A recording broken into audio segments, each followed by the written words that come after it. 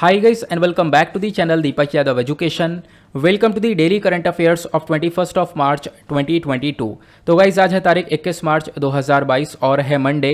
आज की तारीख से जितने भी मोस्ट इंपॉर्टेंट करंट अफेयर्स बनेंगे उन सभी करंट अफेयर्स को हम लोग डिटेल में डिस्कस करेंगे। तो चलो शुभारंभ करते हैं। बट उससे पहले गाइज अगर आप लोगों को इस लेक्चर का पीडीएफ चाहिए तो नीचे डिस्क्रिप्शन बॉक्स में आप सभी लोगों को टेलीग्राम का लिंक दिया गया है, वहां से जाकर आप लोग इस लेक्चर के पीडीएफ को डाउनलोड कर सकते हो। साथ ही साथ अगर आप लोग मुझसे कनेक्ट होना चाहते हो तो नीचे डिस्क्रिप्शन बॉक्स में मेरे इंस्टाग्राम आईडी का लिंक मिल जाएगा, वहां पर कनेक्ट होकर आप मुझसे अपनी क्वेरीज को पूछ सकते हो। और जैसा कि आप लोगों को मालूम है, ये वीडियो यूपीएससी और स्टेट पीएससी के पॉइंट ऑफ व्यू से बहुत इंपॉर्टेंट होता है।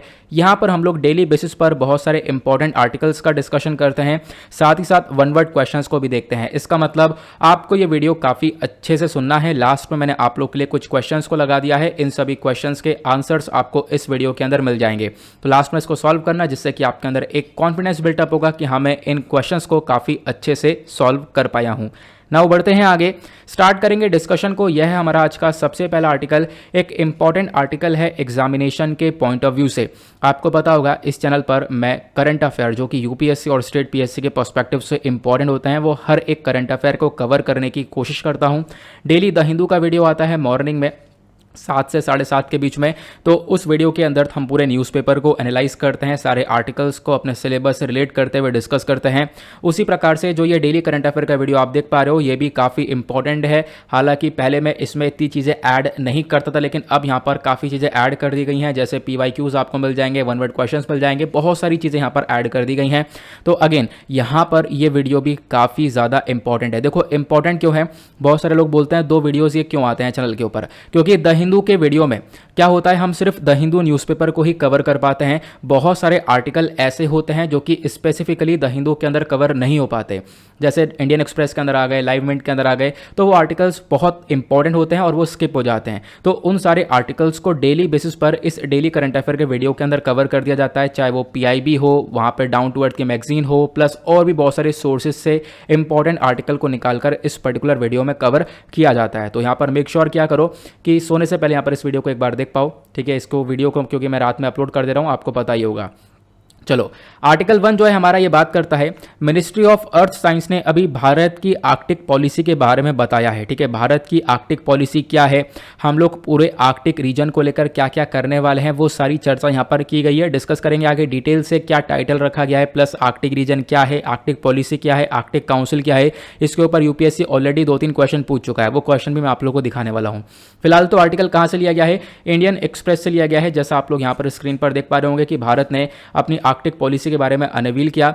हमने फोकस किया है कि हम लोग कैसे क्लाइमेट चेंज से लड़ने वाले हैं, ये सारी बातें यहाँ पर दी गई हैं। तो मिनिस्ट्री ऑफ अर्थ साइंस ने इसके बारे में बताते बताते साथ ही साथ टाइटल भी बताया। टाइटल क्या है, building a partnership for sustainable development. मतलब भारत पूरी तरह से फोकस करेगा कि एक पार्टनरशिप को बनाया जाए अलग अलग कंट्रीज के साथ में जो कि इस आर्कटिक रीजन में वर्क कर रही हैं, और उन कंट्रीज के साथ में पार्टनरशिप बनाकर हम लोग क्या करें, सस्टेनेबल डेवलपमेंट के ऊपर फोकस करें, एक विकास के ऊपर फोकस किया जाए। और प्लस जो क्लाइमेट चेंज है, लगातार गर्मी बढ़ रही है, लगातार वार्मिंग बढ़ती जा रही है, जिसकी वजह से जो ग्लेशियर्स हैं, जैसा आप लोग देख पा रहे होंगे पिक्चर के अंदर, वो पिघल रहे हैं, उनको हम लोग कैसे रोक सकते हैं, उनसे कैसे लड़ सकते हैं, उन चीज़ों के ऊपर फोकस किया जाए। तो भारत की पॉलिसी में ये सारी बातें रखी गई हैं। फिलहाल पहले मैं आप लोग को आर्कटिक रीजन के बारे में बताता हूं, क्योंकि बिल्कुल बेसिक से कवर करेंगे तो अपने आप सारी चीज़ें हमें कवर होती हुई चली जाएंगी। सबसे पहले आर्कटिक रीजन है क्या, तो यहाँ पर आपने देखा इसके बारे में मैंने लिख रखा है, बट यहाँ पर पहले हम मैप के थ्रू देखते हैं। देखो आप जब यहाँ पर पूरा अर्थ का स्ट्रक्चर देखोगे तो ऊपर आपको नॉर्थ पोल नजर आएगा। जब इस इधर से आप बिल्कुल नीचे की साइड जाओगे तो नीचे आपको वहाँ पर साउथ पोल नजर आएगा। तो जो आर्कटिक रीजन है ये आपको नॉर्थ पोल पर देखने को मिलता है। जो साउथ पोल पर है रीजन वो कौन सा है, वो है एंटार्क्टिक रीजन। ध्यान रखना, दोनों में कंफ्यूजन बिल्कुल भी ना हो, इसको देखते हुए यहाँ पर मैं आपको डिटेल से बता रहा हूँ। तो ये आर्कटिक रीजन हो गया। तो आर्कटिक रीजन की जब हम बात करते हैं, यहाँ पर आपको 8 आर्कटिक स्टेट्स देखने को मिलते हैं। वो कंट्रीज कौन कौन सी हैं, तो वो 8 कंट्रीज हैं, Canada, kingdom of Denmark, Finland, Iceland, Norway, Russia, Sweden, USA और आर्कटिक काउंसिल।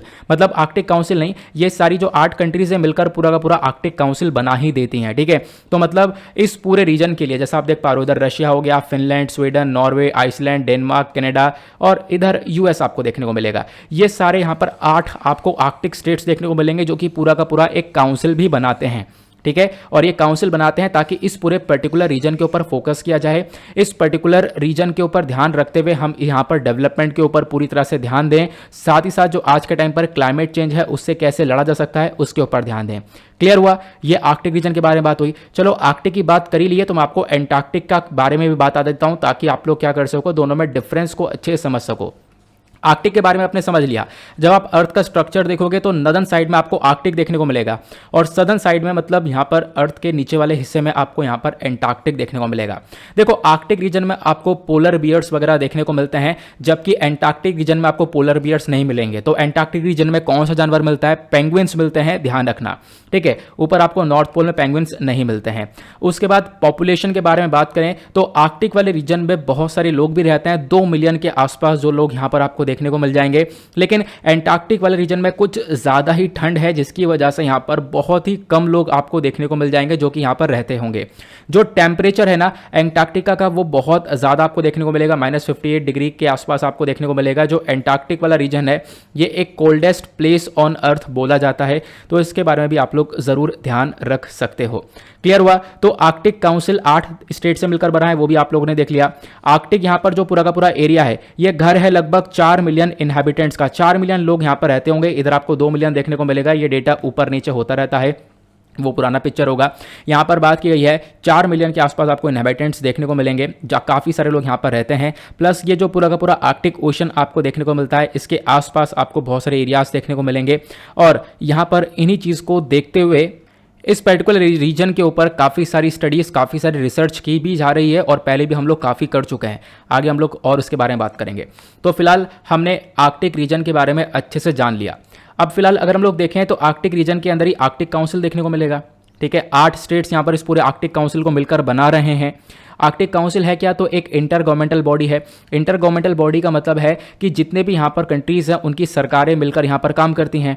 अब मिलकर क्या काम करती होंगी? तो मिलकर यहाँ पर रिसर्च को ऊपर काम किया जाता है और भी बहुत सारी फैसिलिटीज़ के ऊपर यहाँ पर काम किया जाता है। रिसर्च के साथ साथ यहाँ पर क्या है, कोऑपरेशन के ऊपर काम किया जाता है कि किस प्रकार से जो ये आर्कटिक काउंसिल के अंदर कंट्रीज है वो मिलकर काम कर सकती हैं, मिलकर आर्कटिक रीजन के अंदर डेवलपमेंट कर सकती हैं, मिलकर यहाँ पर एनवायरमेंटल प्रोटेक्शन के ऊपर ध्यान दे सकती हैं। क्योंकि आज के टाइम पर सिनेरियो इतना खराब है, जैसा आप लोग पिक्चर के अंदर देख पा रहे होंगे, जो ग्लेशियर्स वगैरह हैं वो काफ़ी तेजी से पिघल रहे हैं, उनसे कैसे लड़ा जा सकता है उसको लेकर ये सारी कंट्रीज मिलकर आपस में काम करती हैं इस आर्कटिक काउंसिल के अंदर।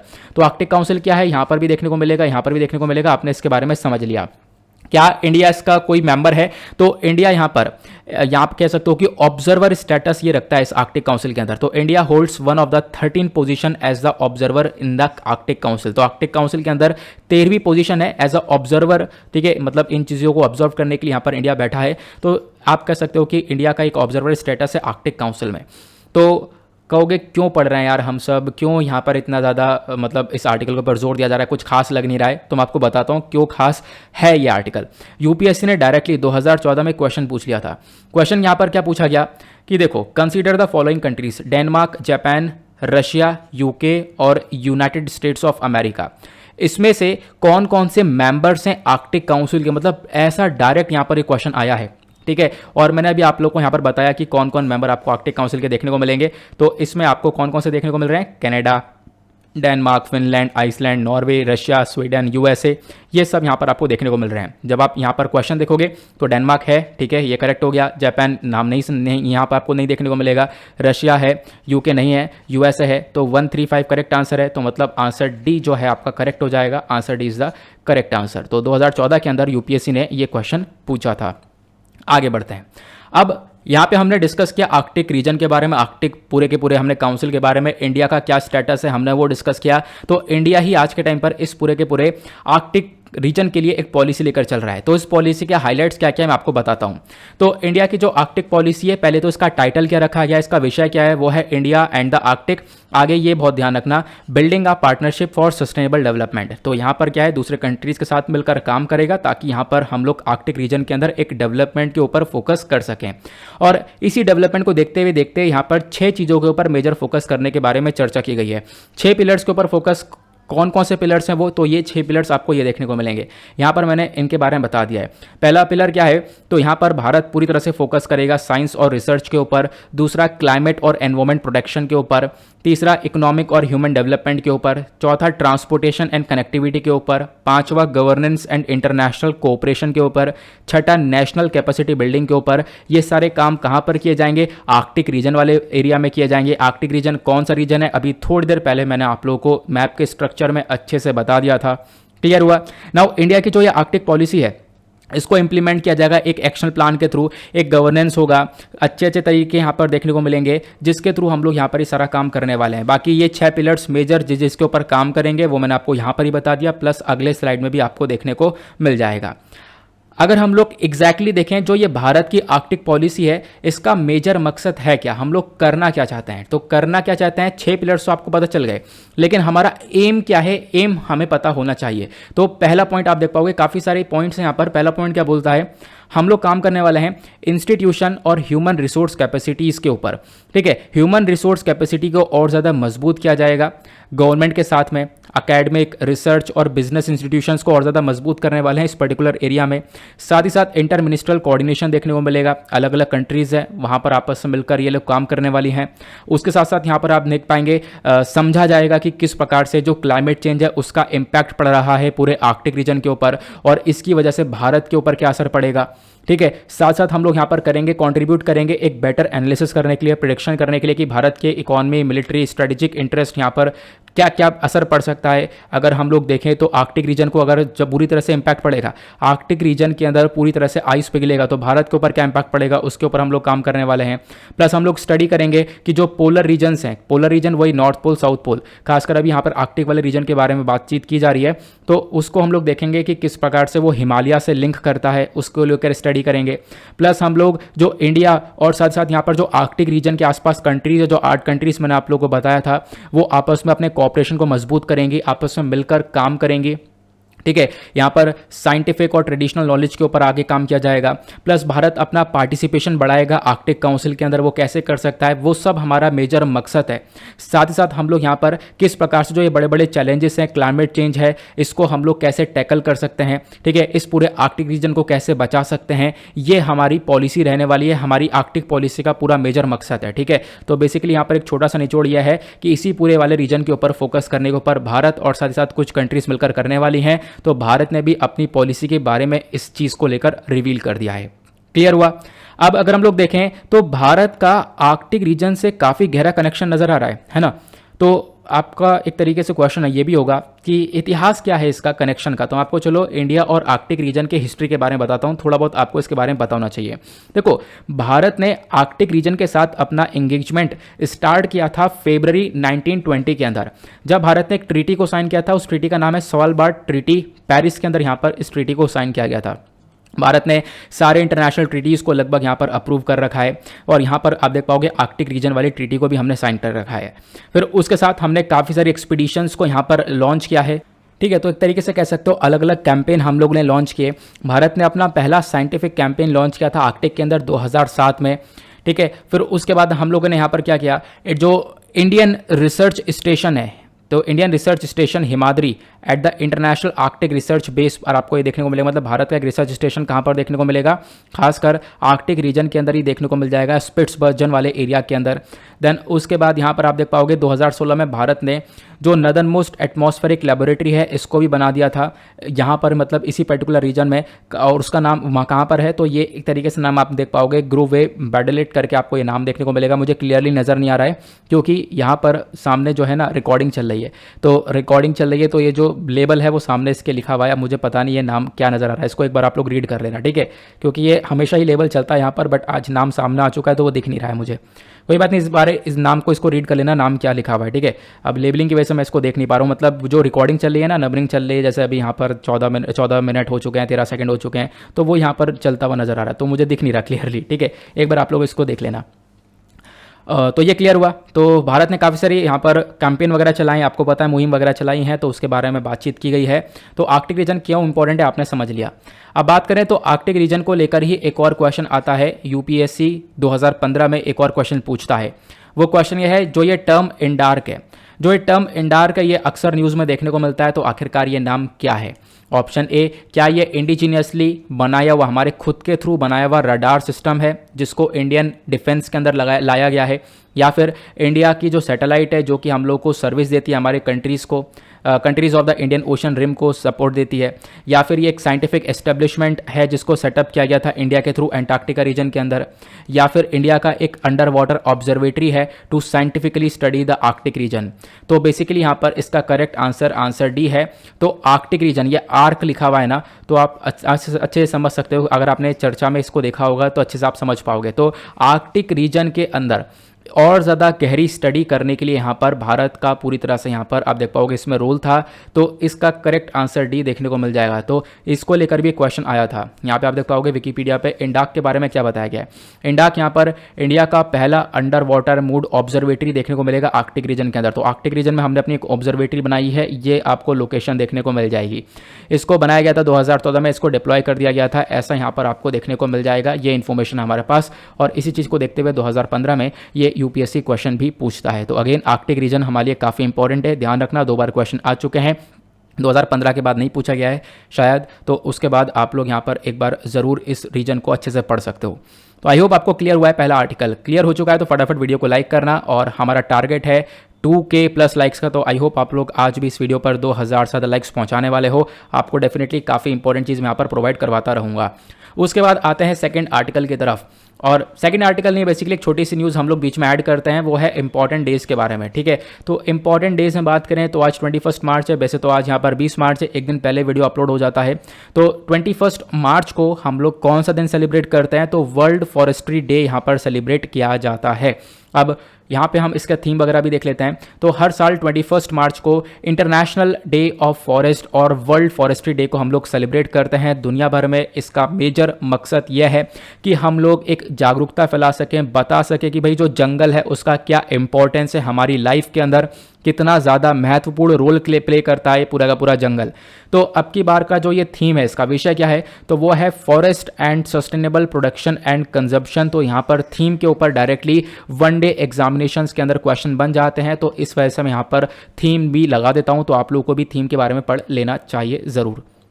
आगे चलते हैं, अब आता है सेकंड आर्टिकल की तरफ। सेकंड आर्टिकल भी बहुत ज़्यादा ज़बरदस्त होने वाला है, और इसके ऊपर भी यूपीएससी देखो डायरेक्टली जो बॉडीज़ होती हैं इनके ऊपर क्वेश्चन पूछ लेता है। तो अगेन न्यूज़ क्या है? न्यूज़ यह है कि भारत ने हाल ही में क्रिटिसाइज करा, मतलब आलोचना करी है ऑर्गेनाइजेशन इस्लामिक कोऑपरेशन की। जो ये ऑर्गेनाइजेशन इस्लामिक कोऑपरेशन है, जहाँ पर 57 देश हैं, जो कि मेजोरिटी में यहाँ पर सारी मुस्लिम कंट्रीज आपको देखने को मिलेंगी। तो हुआ क्या, इन्होंने क्या किया, हुर्रियत लीडर मिरवैज उमर फारूक को बुलाया है एक मीटिंग के अंदर, जो कि पाकिस्तान के अंदर होने वाली है। सिंपल सी बात है, ओआईसी की मीटिंग होगी कहाँ पर? पाकिस्तान के अंदर कुछ दिनों में। तो वहां पर हुर्रियत, जो एक तरीके से पूरा का पूरा आपको पूरा कॉन्फ्रेंस आपको देखने को मिलता है। इस पूरे हुर्रियत का जो लीडर है मिरवैज उमर फारूक। अब पता है हुर्रियत का काम क्या है? मैं आपको ये बता देता हूँ हुर्रियत का काम क्या है। आपको जम्मू एंड कश्मीर वाले रीजन के अंदर हुर्रियत देखने को मिलेगा। हुर्रियत का मेजर काम यह है, इंडिया से जो कश्मीर वाला रीजन है, उस कश्मीर वाले रीजन को पूरी तरह से अलग करना, कश्मीर को एक अलग हिस्सा निकाल देना। ठीक है, तो ये बेसिकली यहाँ पर हुर्रियत का पूरी तरह से काम है, भारत को तोड़ने का यहाँ पर पूरी तरह से काम करता है। हालांकि इनका कोड क्या, आप जब विकिपीडिया पे आर्टिकल पढ़ोगे तो वहाँ पर इसके बारे में आप देख पाओगे। इनका कहना यह है कि हम लोग पीसफुल तरीके से, शांतिपूर्वक ये काम करेंगे, भारत से कश्मीर को अलग करेंगे। तो इनका यहाँ पर ये मेजर गोल है। तो अभी इसी हुर्रियत के लीडर को ओआईसी की मीटिंग के अंदर बुलाया गया। अब भारत को पता चला कि हाँ भाई इसके लीडर को बुलाया है, तो भारत ने यहाँ पर फटकार लगाई, भारत ने आलोचना भी करी है ऑर्गेनाइजेशन इस्लामिक कोऑपरेशन की। ठीक है, कि आप यहाँ पर ऐसे किसी लीडर को ऐसे 22 तरीके से आप लोग ये कैसे काम कर सकते हो। ठीक है, तो देखो बेसिकली क्या है ना, यहाँ पर देखो ओआईसी के अंदर पाकिस्तान एक ऐसा देश देखने को मिल जाएगा जो कि अगेन भारत के, मतलब पाकिस्तान भी इसके अंदर ऑब्वियस बात है इसका पार्ट है, जो कि भारत के अगेंस्ट में हमेशा खड़ा है, और पाकिस्तान हमेशा ही भारत के अगेंस्ट में खड़ा है। कश्मीर वाला रीजन बिल्कुल अलग चाहता है, एग्जैक्टली चाहता है कि पाकिस्तान को यहाँ पर ये रीजन मिले, और इसी को लेकर बार बार मुद्दे उठाता रहता है, अलग अलग कंट्रीज़ का सपोर्ट लेता रहता है, ओआईसी के अंदर बार बार ये मुद्दे उठाता है। ठीक है, तो ऐसा यहाँ पर आप देख पाओगे। हालांकि इंडिया बोल चुका है कि भाई जो जम्मू एंड कश्मीर है वो इंटीग्रल पार्ट ऑफ इंडिया है, ये हमारा ही पार्ट है, हमारा ही हिस्सा है और हम लोग यहाँ पर ये अपना हिस्सा था, है और आगे भी रहेगा, इसको हम लोग नहीं छोड़ने वाले हैं। लेकिन फिर भी यहाँ पर पाकिस्तान को समझ में आती है नहीं। Then Organisation of Islamic Cooperation के बारे में जब हम बात करते हैं तो है क्या ये, क्योंकि डायरेक्टली क्वेश्चन बन सकता है, बॉडीज के ऊपर डायरेक्टली क्वेश्चन बनते हैं, प्रीलिम्स में ये चीज़ें बहुत इंपॉर्टेंट होती हैं। तो आपको बताता हूँ, Organisation of the Islamic Cooperation को बनाया गया था फर्स्ट इस्लामिक समिट कॉन्फ्रेंस के थ्रू। ये जो कॉन्फ्रेंस है ये हुआ था मोरक्को में सितंबर 1969 में, तब इस बॉडी को बनाया गया। इसको हम लोग पहले Organisation of Islamic Cooperation, Islamic conference के नाम से जानते थे 2011 तक, बाद में इसका नाम ऑर्गेनाइजेशन ऑफ इस्लामिक कोऑपरेशन पड़ा। देखो यहाँ पर ये दुनिया की एक second largest intergovernmental organisation है, दुनिया भर की जो देश की सरकारें हैं वो यहाँ पर मिलकर काम करती हैं। जैसे मैंने आपको बताया, दुनिया भर की सबसे बड़ी बॉडी कौन सी है, वो है यूनाइटेड नेशन। यहाँ पर आपको सबसे ज़्यादा कंट्रीज देखने को मिलेंगी जो कि इस पूरे ग्रुप का पार्ट है।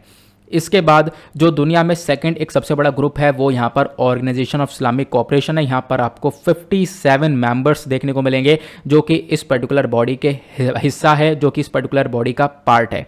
और मेजॉरिटी ऑफ कंट्रीज आपको मुस्लिम मेंबर वाली कंट्रीज ही देखने को मिलेंगी, जहाँ पर मुस्लिम्स बहुत सारे आपको देखने को मिल जाते हैं। Now Organisation of Islamic Cooperation का मेन ऑब्जेक्टिव क्या है, तो ऑब्जेक्टिव इनका यह है कि जो मुस्लिम वर्ल्ड का इंटरेस्ट है उसको प्रोटेक्शन देना, यहाँ पर ये इनका मेजर मकसद है। दुनिया भर में इंटरनेशनल पीस को मेंटेन करने का यहां पर ये काम कर रहे हैं, हार्मनी को मेंटेन करने का काम कर रहे हैं, उसको प्रमोट करने का यहां पर ये काम करते हैं। ऐसा यहां पर इनका ऑब्जेक्टिव है। खासकर जो मुस्लिम्स हैं दुनिया भर में उनकी प्रोटेक्शन के ऊपर इनका मेजर फोकस रखा रह जाता है कि कहीं पर भी किसी भी देश में यहां पर मुस्लिम्स के ऊपर कुछ हो रहा है तो उसको प्रोटेक्शन देने के लिए OIC यहां पर ये काम करता है। नाउ मेंबर स्टेट्स के बारे में बात करें तो OIC ने यहाँ पर काफ़ी सारे मतलब मेंबर्स को मेंबरशिप दे रखी है। ज़्यादातर यहाँ पर मुस्लिम मेजोरिटी कंट्रीज आपको देखने को मिलेंगी। हालांकि यहाँ पर रशिया, थाईलैंड भी है, प्लस और भी यहाँ पर छोटी छोटी कंट्रीज है जिनको इस OIC के अंदर एक ऑब्जर्वर का स्टेटस भी दिया हुआ है। नाउ अब बात करते हैं भारत और ऑर्गेनाइजेशन ऑफ इस्लामिक कोऑपरेशन का क्या है कनेक्शन, इनका इतिहास क्या है। तो देखो यहाँ पर इंडिया के अंदर भी आपको मुस्लिम कम्युनिटी बहुत ज़्यादा देखने को मिलेगी। World second largest Muslim community वाला यहाँ पर देश आपको देखने को मिलेगा इंडिया। तो इंडिया को यहाँ पर इस कॉन्फ्रेंस में इनवाइट किया जाता है रबात के अंदर 1969 में। हालांकि पाकिस्तान इससे काफ़ी नाराज़ रहता है। 2006 के अंदर इंडिया यहाँ पर पूरी तरह से चीज़ें बदल देता है। भारत यहाँ पर US, सऊदी अरेबिया इनके साथ रिलेशंस को अपने काफ़ी अच्छे कर लेता है। देन उसके बाद भारत को फिर से इनवाइट कर देता है OIC के अंदर कि आओ हमें ज्वाइन करो एज एन ऑब्जर्वर। तो भारत यहाँ पर इससे दूर रहता है। उसके पीछे के कई सारे कारण हैं। एक कारण यह है कि भारत यहाँ पर एक सेकुलर कंट्री है और भारत नहीं चाहता एक ऐसे ऑर्गेनाइजेशन को ज्वाइन करना जो कि एक रिलीजन के बेसिस पर बना हुआ हो। देन उसके बाद यहाँ पर जो इंडिया है, इंडिया यहाँ पर पूरी तरह से एक तरीके से अगर ग्रुप में इसका पार्ट बनता है तो कहीं ना कहीं इंडिया के ऊपर भी काफ़ी हद तक प्रेशर डाला जाएगा कश्मीर के इशू को लेकर कि हाँ भाई जो ये देखो OIC के अंदर जो कंट्रीज़ हैं, ऑब्वियस ही बात है यहाँ पर आप देखोगे पाकिस्तान उनको भी फोर्स करता है, टर्की वगैरह है उनके साथ रिलेशंस काफ़ी अच्छे हैं पाकिस्तान के। तो यहाँ पर आप कह सकते हो कश्मीर वाले रीजन को लेकर OIC के अंदर बहुत ज़्यादा पाकिस्तान जोर भी देता है। तो अगेन अगर भारत हिस्सा बनता तो भारत के ऊपर ही पूरी तरह से जोर दिया जाएगा इस कश्मीर वाले रीजन के लेकर। क्लियर हुआ। तो इंडिया और OIC का क्या रिलेशन मैंने आपको बताया। फिर उसके बाद यहाँ पर एक चीज़ और बताता हूँ। देखो जब इनके पूरा का पूरा ये जो पूरी बॉडी है OIC की, इनका 45वां सेशन होता है, 45th सेशन होता है 2018 के अंदर। यहाँ पे बांग्लादेश सजेशन देता है हम लोग को, इंडिया को, कि यहाँ पर क्या है कि इंडिया के अंदर भी बहुत ज़्यादा मुस्लिम्स आपको देखने को मिलेंगे तो इंडिया को भी एक ऑब्जर्वर स्टेटस दे देना चाहिए। तो भारत का यहाँ पर ये बांग्लादेश का यहाँ पर सजेशन आता है। ठीक है। अब फिर उसके बाद 2019 में भारत को इन्वाइट भी किया जाता है। ठीक है, जो मैंने अभी आपको ऊपर बताया ये 2018 की बात है। फिर उसके बाद 2019 में OIC का 46वां सेशन बैठता है। तो यहाँ पर भारत को इनवाइट किया जाता है, इंडिया को इनवाइट किया जाता है as a guest of honour. और गेस्ट ऑफ ऑनर की तरह कौन बुलाता है, UAE बुलाता है। और इसकी वजह से पाकिस्तान की काफ़ी जलने लगती है कि क्योंकि पाकिस्तान पहले हमें रिजेक्ट कर देता है बहुत स्टार्टिंग में। ठीक है, पाकिस्तान अगेंस्ट में खड़ा रहता है भारत के, लेकिन एक टाइम पे क्या है भारत को गेस्ट ऑफ ऑनर की तरह बुलाया गया है, जिससे यहाँ पर पाकिस्तान की काफ़ी जलने भी लगती है। यहाँ पर आप लोग देख पाओगे इस आर्टिकल के अंदर दिखाया गया। तो इंडिया OIC का क्या कनेक्शन है मैंने आप लोगों को यहाँ पर इसके बारे में बताया। देन अगर हम लोग बात करें ऑर्गेनाइजेशन ऑफ इस्लामिक कोऑपरेशन का कश्मीर को लेकर क्या स्टैंड है वो हम लोग को जानना है, क्योंकि यहाँ पर मैंने काफ़ी बार बोला कश्मीर कश्मीर, तो इस कश्मीर को लेकर स्टैंड है क्या आखिरकार वो भी आपको पता होना चाहिए। देखो होता क्या है यहाँ पर, पाकिस्तान की तरफ से पूरी तरह से फोकस किया जाता है। पाकिस्तान यहाँ पर बहुत सारी कंट्रीज़ को उधर से फेवर में लेने के बाद यहाँ पर कहता है कि इंडिया की आलोचना की जाए, और जो इंडिया है यहाँ पर, जो इंडिया के अंदर कश्मीर वाला रीजन है, ठीक है, इसके ऊपर आप कह सकते हो भारत की आलोचना की जाए, ऐसे यहाँ पर बोलता है। उसके साथ साथ आपको पता होगा भारत ने आर्टिकल 370 को इनऑपरेट किया, ठीक है, जो 370 है वो आज के टाइम पर वर्क नहीं करता है कश्मीर के अंदर, तो यहाँ पर इंडिया ने इसको रिवोक कर दिया था। तो अगर इसको रिवोक कर दिया तो उसके बाद हम लोगों ने ये देखा कि जो पाकिस्तान ने इसने OIC कंट्री के साथ मिलकर यहाँ पे बोला कि इंडिया की आलोचना होनी चाहिए, ठीक है, इंडिया को यहाँ पर क्रिटिसाइज करना चाहिए। तो इसको लेकर यहाँ पर आप देख पाओगे हर समय पाकिस्तान ने एंटी इंडिया ही यहाँ पर मूव दिखाया है, और खासकर इमरान खान ने यहाँ पर हर तरीके से एंटी इंडिया का ही यहाँ पर रूल निभाने का पूरी तरह से काम किया है, इंडिया के अगेंस्ट में खड़े रहे। और आपको बताऊंगा हाल ही में जो ऑर्गेनाइजेशन ऑफ इस्लामिक कोऑपरेशन है, इन्होंने यहाँ पर United nation human right council के पास गए, United nation human right council से यहाँ पर बोला कि आप कुछ स्टेप्स क्यों नहीं उठाते भारत के खिलाफ, क्योंकि भारत में कर्नाटका स्कूल के अंदर क्या कर दिया गया, मुस्लिम गर्ल्स के लिए हिजाब को बैन कर दिया गया है। तो इसको देखते भी OIC ने भारत के खिलाफ यहाँ पर आवाज़ उठाने की कोशिश करी है UNHRC के अंदर। UNHRC क्या है, तो United nation human right council एक ऐसी बॉडी है जो कि यहाँ पर दुनिया भर में मानव के अधिकार को प्रोटेक्शन देने का काम करती है। क्लियर हुआ? तो ये था OIC के बारे में संपूर्ण सा पूरा का पूरा एनालिसिस। तो इसके बारे में ज़रूर ध्यान रखना, OIC के रिगार्डिंग कोई भी क्वेश्चन आता है तो डेफिनेटली इसमें से ही निकल कर आएगा, आप लोग इसके बारे में ज़रूर पढ़कर चल सकते हो। अगले आर्टिकल पर आते हैं। ज़बरदस्त आर्टिकल, आपने थंबनेल देखा होगा। तो न्यूज़ क्या निकल कर आती है, न्यूज़ निकल कर ये आती है जो वर्ल्ड हैप्पीनेस रिपोर्ट है इसका 10वां एडिशन कर दिया गया है रिलीज़। और रिलीज किसने किया है, United nation sustainable development solution network ने। ये डायरेक्टली क्वेश्चन बनते हैं कि इस रिपोर्ट को किसने रिलीज किया। ऐसे UPSC ने प्रीवियस में ईयर में बहुत सारे क्वेश्चन पूछे हैं, तो आपको ध्यान रखना है वर्ल्ड हैप्पीनेस रिपोर्ट को रिलीज किया गया United nation sustainable development solutions work ने। आप देख पाओगे इंडियन एक्सप्रेस का ये आर्टिकल आपको नजर आएगा। तो इंडिया यहाँ पर अनहैप्पीएस्ट कंट्री है, मतलब क्या है, देखो world happiness index, world happiness report, आपको पता चल रहा है कि इस रिपोर्ट को इस प्रकार से तैयार किया गया है। यहाँ पर कंट्रीज़ की रैंकिंग रखी गई है कि कंट्रीज़ के अंदर लोग कितने ज़्यादा खुश हैं, ठीक है, जिस देश में लोग सबसे ज़्यादा खुश हैं उसकी रैंकिंग ऊपर है, ऑब्वियस सी बात है, जहाँ पर खुश नहीं है उसकी रैंकिंग नीचे है। तो भारत की रैंकिंग यहाँ पर 136 रखी गई है, ये बहुत ज़्यादा लोअर रैंक आप कह सकते हो। इनफैक्ट पाकिस्तान यहाँ से थोड़ा सा ऊपर आपको देखने को मिलेगा इन टर्म्स के अंदर। तो वर्ल्ड हैप्पीनेस रिपोर्ट 2022 को पब्लिश किया गया United nation sustainable development solutions network के थ्रू, और इस साल यहाँ पर हमने 10वीं एनिवर्सरी भी मनाई है वर्ल्ड हैप्पीनेस रिपोर्ट की। तो यहाँ पे ध्यान रखना, पिछले लगभग 10 साल से लगातार ये रिपोर्ट आ रही है। तो इसकी ऑथेंटिसिटी के लिए आप लोग इनकी अपनी वेबसाइट के ऊपर भी जा सकते हो, इनकी अपनी मतलब एक ओरिजिनल वेबसाइट है, वहाँ पर आप देख पाओगे उन्होंने 10th एनिवर्सरी सेलिब्रेट करी है, और अभी यहाँ पर एक नई रिपोर्ट 2022 वाली रिपोर्ट भी आ चुकी है, ठीक है। तो आप लोग ओरिजिनल वेबसाइट पर भी जाकर देख सकते हो, तो वहाँ से भी काफ़ी सारी चीज़ें आपको इस आर्टिकल के अंदर मिल जाएंगी। तो जो ये वर्ल्ड हैप्पीनेस रिपोर्ट है इसको हम लोग 2012 से लगातार पब्लिश कर रहे हैं, 10 साल इस बार हो चुके हैं।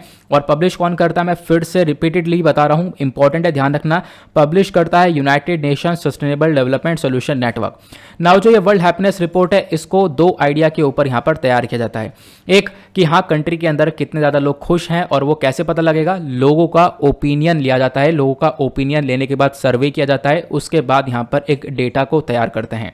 प्लस यहाँ पर कोई दूसरा स्टेप क्या है, दूसरी चीज़ों में हम लोग देखते हैं कंट्री के GDP के हिसाब से, ठीक है, साथ साथ यहाँ पर लोग कितना जी रहे हैं, लाइफ एक्सपेक्टेंसी कितनी है, प्लस लोगों के पास अपनी लाइफ के चॉइसेस के अंदर कितनी फ्रीडम है, इन सब चीज़ों को देखकर भी यहाँ पर इस रिपोर्ट को तैयार किया जाता है। नाउ ये जो रिपोर्ट है यूजुअली इसके अंदर 150 कंट्रीज आपको देखने को मिलेंगी, 150 कंट्रीज का यहाँ पर ये रैंकिंग को तैयार करते हैं, जहाँ पर देखते हैं कि इन कंट्रीज का GDP स्टेटस क्या है, सोशल सपोर्ट क्या है, लोगों का जो लाइफ एक्सपेक्टेंसी है, कितना लोग जी रहे हैं, ठीक है, ज़्यादा जी रहे हैं या कम जी रहे हैं, उनके पास अपनी लाइफ चॉइसेस को लेकर कितनी फ्रीडम है, ये सारी चीज़ें देखते हुए यहाँ पर आप कह सकते हो कंट्री के अंदर कितना करप्शन है, उन सब चीज़ों को देखकर ये पूरा का पूरा वर्ल्ड हैप्पीनेस रिपोर्ट को तैयार किया जाता है। नाउ ये जो 2022 वाली रिपोर्ट है इसका रिजल्ट क्या निकल कर आया है वो हम लोग को देखना है। तो टॉप परफॉर्मर कौन कौन है, मतलब जिनकी रैंक बहुत अच्छी है, टॉप 3 पोजीशन के अंदर इस रिपोर्ट में यहाँ पर आती हैं तीनों की तीनों स्कैंडिनेवियन कंट्रीज़। जैसे सबसे पहला आता है फिनलैंड। फिनलैंड का बिल्कुल ऊपर नाम है। फिनलैंड एक हैप्पीएस्ट नेशन है, यहाँ पर लोग बहुत बहुत ज़्यादा खुश आपको देखने को मिलेंगे। फिनलैंड के बाद आता है Denmark, then Iceland, then Switzerland, then Netherland. उसके बाद वर्स्ट परफॉर्मर के बारे में बात करें, मतलब जहां पर लोग ज़्यादा खुश हैं नहीं, तो वो है अफगानिस्तान। अफगानिस्तान एक अनहैप्पीएस्ट नेशन के अंदर आपको देखने को मिलेगा। उसके बाद Lebanon, Zimbabwe, then Rwanda, then Botswana. यहाँ पर काफ़ी सारी अफ्रीकन नेशंस भी आपको देखने को मिलेंगे जहाँ पर लोग ज़्यादा खुश हैं नहीं। अब बात करें स्पेसिफिकली भारत के परफॉर्मेंस के बारे में, तो इंडिया की जो रैंक है इस 2022 की रिपोर्ट के अंदर वो है 136 आपको यहाँ पर भारत की रैंक देखने को मिलेगी। और अगर हम लोग 2021 के अंदर भारत की रैंक के बारे में बात करें तो 2021 में हमारी रैंक थी 139। और वहीं पर जैसा मैंने आपको थंबनेल में लगाकर बता रखा है कि पाकिस्तान से हम लोग पीछे हैं। पाकिस्तान की क्या रैंक है, तो पाकिस्तान की 121 यानी 121 है। तो पाकिस्तान कहीं ना कहीं भारत से ऊपर आज के पर आपको देखने को मिलेगा इस हैप्पीनेस परफॉर्मेंस इंडेक्स के अंदर। नाउ अब यहाँ पर भारत के अंदर क्या क्या देखा गया, तो कंट्री के अंदर देखा गया कि लोग काफ़ी अनहैप्पी हैं। ठीक है, काफ़ी सारी चीज़ों की वजह से उसके पीछे काफ़ी सारे रीज़न है। लगातार अर्बनाइजेशन हो रहा है, शहरों के अंदर काफ़ी हद तक क्राउड इकट्ठा हो चुका है। जो इनकम है लोगों की वो कम हो रही है, बेरोज़गारी बहुत ज़्यादा है कंट्री के अंदर। उसके साथ करप्शन आपको देखने को मिलेगा। देन उसके बाद यहाँ पर हेल्थ केयर को लेकर काफ़ी सारी परेशानियाँ देखने को मिलेगी। वेमेन की सेफ्टी का एक इशू देखने को मिलता है, एनवायरमेंटल पोल्यूशन देखने को मिलता है। ठीक है, तो जो कि कहीं ना कहीं ये सारी चीज़ें अपने आप इंसान की मेंटल वेलबींग से लिंक होता हुआ नजर आता है। तो इसी वजह से यहाँ पर भारत की जो परफॉर्मेंस है वो काफ़ी हद तक बेकार सी हो चुकी है इस पर्टिकुलर इंडेक्स के अंदर। ये बेसिकली यहाँ पर इस इंडेक्स का कहना है कि इन्होंने अभी के लिए क्या क्या चूज़ किया है यहाँ पर। ठीक है, क्लियर हुआ। तो ये रिपोर्ट के बारे में ध्यान रखना। देखो वनडे एग्जामिनेशन में तो डेफिनेटली इसको लेकर क्वेश्चन आना ही आना है कि क्या रैंक है, तो रैंक के ऊपर ही क्वेश्चन बन जाता है। प्लस आने वाले टाइम पर बहुत सारे आपको एडिटोरियल्स, बहुत सारे लोगों के पॉइंट ऑफ व्यू देखने को मिल जाएंगे। ठीक है, अब ऐसा मैं क्यों कह रहा हूं कि इंडेक्स के बारे में बात कर लिया करो कि ये रिपोर्ट किसने पब्लिश करी है, क्योंकि आप देख पाओगे क्लियरली यूपीएससी ने 2019 में एक क्वेश्चन पूछा है, ग्लोबल कॉम्पिटिटिवनेस रिपोर्ट को पब्लिश किया गया था किसके थ्रू। तो डायरेक्टली आप देख पाओगे कि हाँ अब तो हमें पढ़ना है रिपोर्ट किसने पब्लिश करी है। ठीक है, तो इस प्रकार से मैं आपको डिटेलिंग करके दे रहा हूं कि हाँ पैसे क्वेश्चन पूछे गए और पॉसिबिलिटी क्या है। तो यहाँ पर आप देख पाओगे जो ग्लोबल कॉम्पिटिटिवनेस रिपोर्ट है इसको पब्लिश किया गया था वर्ल्ड इकोनॉमिक फोरम के थ्रू। तो इसका करेक्ट आंसर आपको सी देखने को मिल जाएगा। क्लियर हुआ।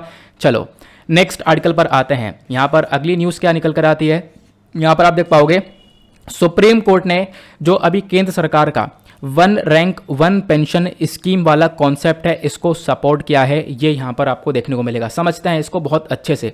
बहुत सारी कन्फ्यूजन लोगों के अंदर रहती है वन पेंशन वन रैंक को लेकर। ठीक है, मैंने उल्टा बोल दिया, वन रैंक वन पेंशन को लेकर, मतलब इधर से पढ़ो उधर से पढ़ो एक ही लगेगा आपको।